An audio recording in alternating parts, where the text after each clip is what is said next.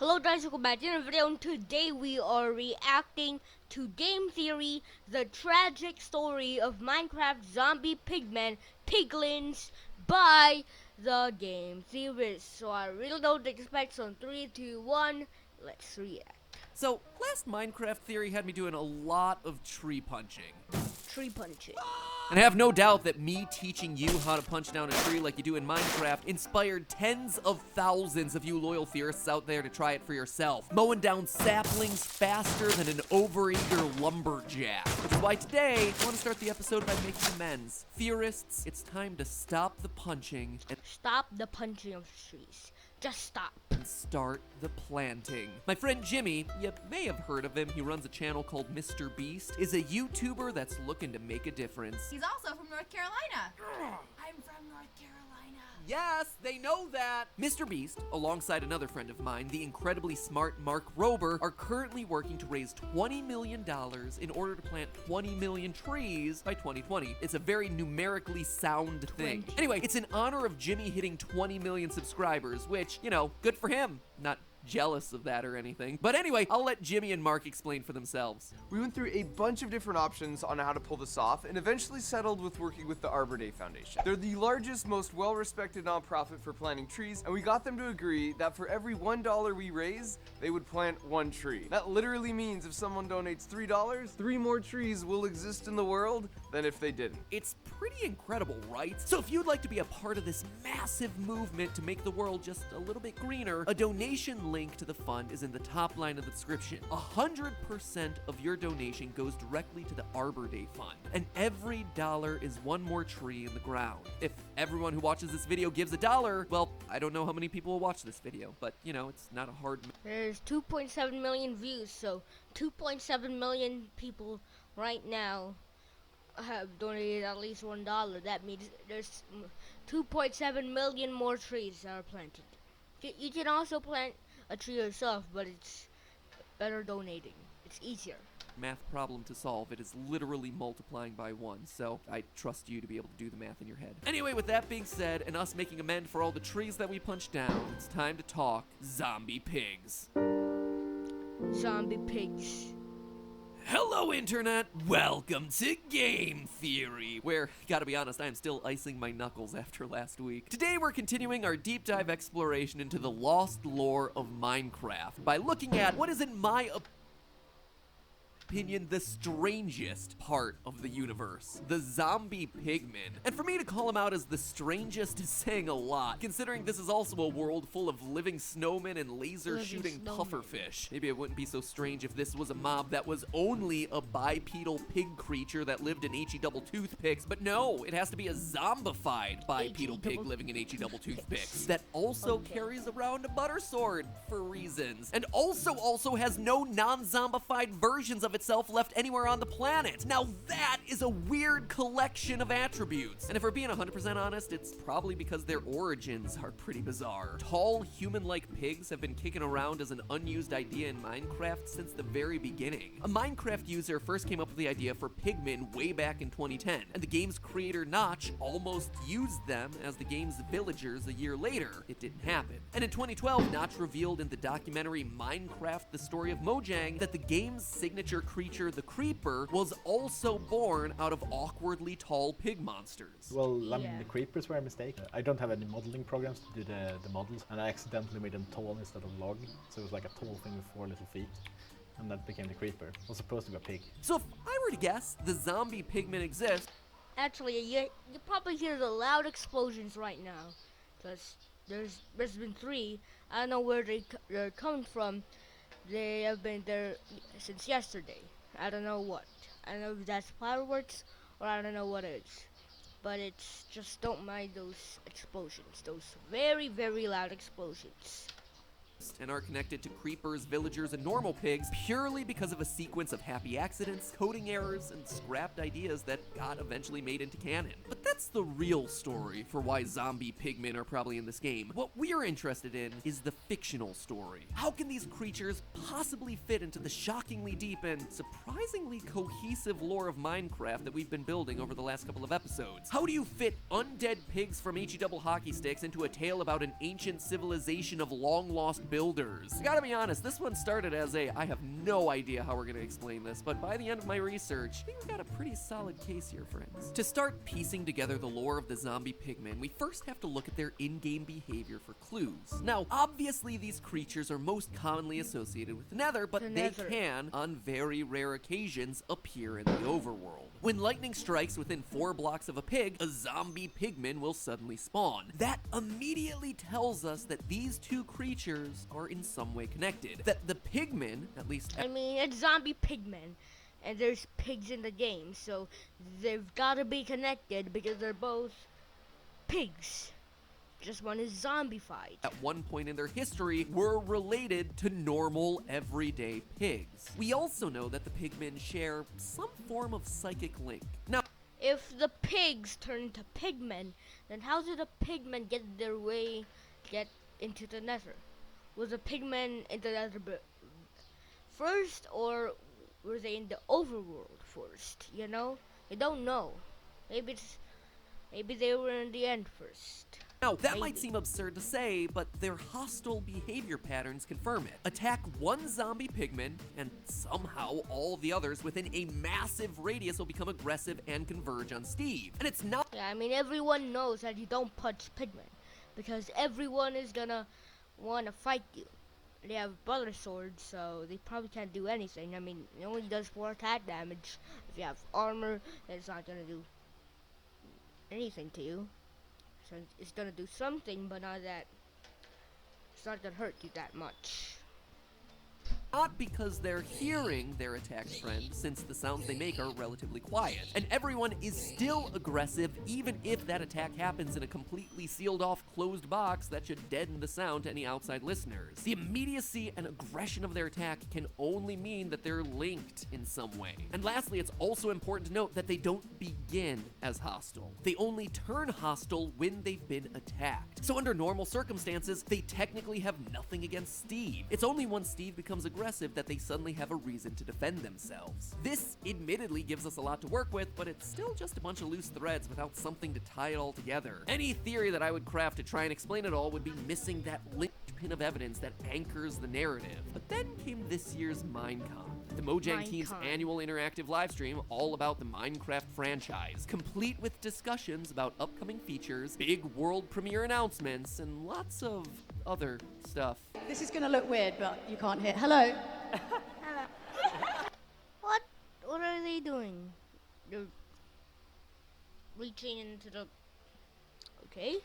Because you gotta juice that sweet, sweet watch time. And this year, between gooey hands and whatever this was, we received a ton of new information about what changes are rolling out into the Minecraft world over the next couple of months. Bees, honey blocks, target blocks. But of all the new content, it was the changes coming in Minecraft 1.6, the Nether update, that really caught my attention. Specifically, the new Piglin civilization. Zombie pigmen are no more. Piglins and zombie piglins are here to stay. Piglin is actually what we call the Pigmen now. The Piglin is almost like a new civilization that we add to the Nether. But there was one detail about this mob in particular that caught my attention. They are actually hostile towards the player. They also don't like wither skeletons. They don't like wither skeletons, huh? They don't like wither specific skeletons. detail for them to call out. From writing all of these episodes, I gotta say that so much of piecing together this game's story relies on picking apart spawn conditions and hostile behavioral patterns. Like in any good story, those sorts of details are telling you the relationships between our main characters, as it were. And so hearing Jeb call out the hostility towards one particular mob really stood out to me, especially since, as we established during our episode on the Wither skeletons are most likely the remains of the ancient builder race. There are plenty of reasons as to why, but I'm not gonna rehash them here. You can just watch that video if you're interested. But for the Piglins to act violently towards Wither skeletons, aka the ancient builders, that was the last detail that I needed. There's hostility between these two groups. Something happened long ago between these two civilizations, and it hasn't been forgotten, even long after both civilizations have largely died off. So let's start putting all these pieces together, shall we? We know that the ancient builders started in the overworld, and at some point they created a nether portal and started to explore down there. We know this based on the chests and the fortresses that exist down in the nether that could really have only been built by them. Now, here is where the piglins come in. At some point, the builders brought their pigs with them into this hostile environment. Again, we know this based on that lightning strike evidence. Pigs and zombie piglins are connected, and yet there are no pigs in the nether, meaning that they must have started in the overworld. Now, there's two possible reasons for the builders to do this. The first one is simple: food. The nether, up until the announcement of the new piglin beast mob, also coming with update 1.6, hasn't had a reliable source for food. But it's also the food source in Nether, actually. So when you get your food, you can't just have like a pretty little farm. Instead, you need to find this scary, aggressive piglin beast and get the food from there. As such, any explorers looking to make a long journey to explore and forage in the area would need to bring a dedicated food source, like say their stable of pigs. Bring them down to the nether, leave them there, and boom, you suddenly have pig-like creatures in a place where they have no business being. Option 2 for why the pigs would be down there is honestly a bit darker, and it could very well explain the hostility that exists between these two groups. Consider for a second if you had opened a portal to some other dimension you don't really know. Are you just gonna hop through? Of course you're not. You're gonna test it. Most likely you're gonna test it on some sort of animal. And believe it or not, but pigs are often the ones being used as human stand-ins for large-scale scientific experiments because of their similar organ size and decay rates. So, to see whether things on the other side of that portal were safe, maybe the ancient builders dropped their pigs on through, sacrificing a few of them in the name of science. Either way, pigs are brought to the nether. And I don't know about you, but that would definitely give me a reason to hold a grudge against the people who brought me there, be they human or their undead wither skeleton forms. It also helps explain the wishy-washy aggressive feelings they have towards Steve. Zombie pigmen aren't aggressive towards Steve because he's not the one who brought them there. On the other hand, piglins are now aggressive towards Steve because, hey, he's a descendant of that ancient race of builders. So that explains how a pig-like species would get into this hostile supernatural environment and why they might be mad at the wither skeletons, but obviously it's skimming over a few teeny tiny details that might also need to be explained, like how they became walking, sword-wielding psychic warrior zombies. That's a pretty big logical leap to make there, right?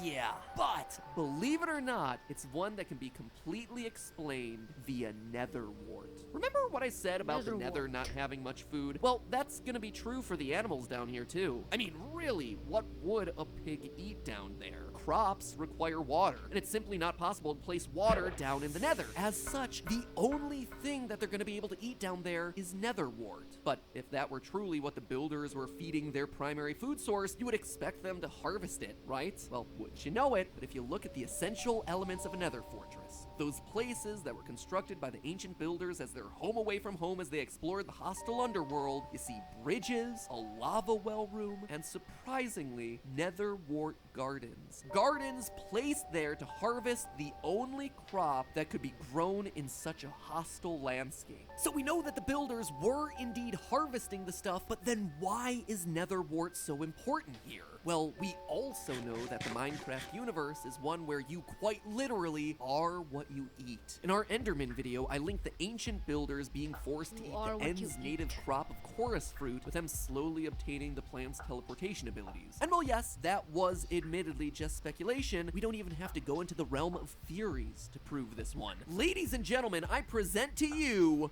the Mushroom, a cow mushroom hybrid that only spawns in mushroom field biomes, aka places where cows are consuming a diet primarily filled with mushrooms. Their milk is mushroom stew, their bodies are covered with the stuff, but we know at their core they began as regular cows, since when you shear them clean, it drops its mushrooms and transforms back into a normal bovine again. So if pigs in the nether were indeed subsisting off a diet entirely made of nether wart, there's a likelihood we could see some of that plant's traits carry over into this animal. Now, here's the thing about nether wart. Even though I just called it a plant, it looks and acts very much like a fungus. Nether wart grows through 4 stages, with the middle 2 stages looking nearly identical. It's a process that very closely resembles the life cycle of a typical mushroom. Nether wart is known as nether stalk in the code, just like many fungi are composed of the fruit body on top and the stalk underneath. It doesn't need sunlight to grow and instead thrives in the warm, dark environment of the nether, just like a real-world fungus. In fact, many of the Minecraft wikis equate netherwort to the real-world puffball fungus, which, although Puffball different in color, fungus. does indeed match in terms of design and reproductive behavior. And all of this matters because a diet of netherwort would explain how the zombie pigmen all share a psychic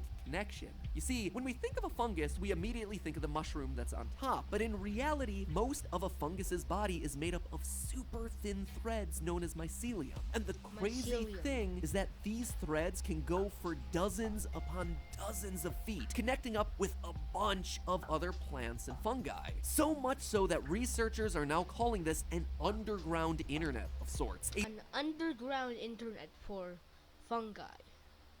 literal fungal network that's sharing information across plants, root to root, extending for miles. A wood wide web, if you will. Fungus expert Paul Stamets calls it Earth's natural internet in a Paul Stamets, fungi. Oh, that was a good pun. That was a good pun. Earth's natural internet. 2008 TED Talk. And that fungal connection could very easily carry over into our pigs. Just like we see with mushrooms, eating that netherwort fungus could slowly transform our overworld pigs into an interconnected network of pig fungus hybrids. And that's not all. Fungal networks also boost their host plants' immune systems. Simply plugging into the mycelial network makes plants more resistant to diseases. Now look at the netherwort. It's the essential ingredient for awkward potions, the base for over 90% of the game's magical abilities. You know what else is a key ingredient in potions? Glowstone dust, which is also found down in the nether. Potions, mind you, that bestow the drinker all sorts of magical properties, from greater defenses to greater swiftness to, most importantly, fire resistance. Fire resistance, just like we see Fire with the resistance. zombie piglins who are immune to fire and lava damage. In fact, this theory may even explain why we only see zombified versions of the pigmen and not normal style pigmen, the new piglin race excluded. Obviously, the ancient race of builders came to the nether a long time ago, and when their society collapsed, so did the coming and going from the overworld. As such, no new pigs were being brought into the nether, meaning that everyone we see down here has been down there for centuries at least.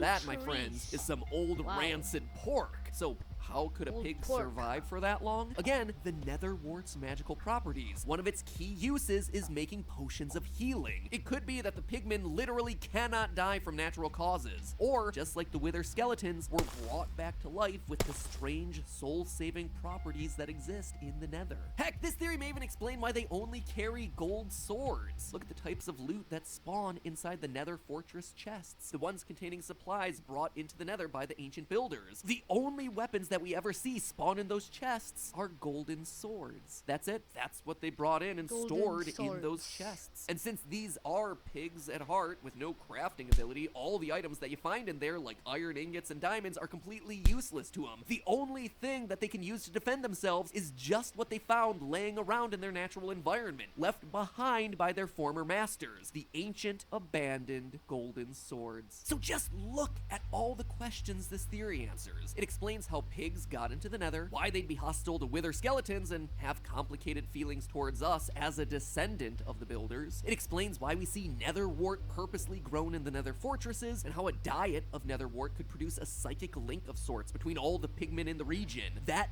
netherwort, combined with the local glowstone, because let's face it, pigs will eat, or at least try anything, could also explain their fire resistance, their zombification, and we even have ourselves an answer as to why they would all have golden butter swords and only golden butter swords. Honestly, the only question I can answer about this mob is why they stand on two legs. Not 100% sure. Could be evolution. Pigs learning to walk upright Pig, to use what? their hands to defend Pig is themselves in evolved. the violent nether, while also Oh, wanting oh, fewer no, body something parts bad. touching the hot nether rack. It's possible. But I do think that we're onto something with this theory. Something that I suspect Mojang might just want to be cluing us in on. Because if we go back to more of that Minecon footage, as they reveal the new biomes for the nether, one they spend a good amount of time on is the netherwort forest. And what do they Netherwort explicitly forest. show us wandering around in there? The only mob, mind you, that they show us in this preview, a zombie pigman wandering through the woods, at home amongst the food and landscape that helped to make him what he is. He's a pig, ripped from his comfortable life in the overworld,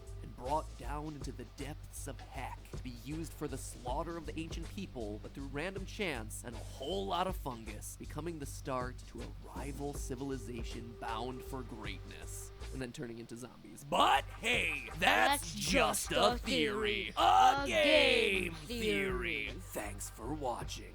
See ya, guys. Thanks for watching. And of course, peace out, people. Peace. Peace.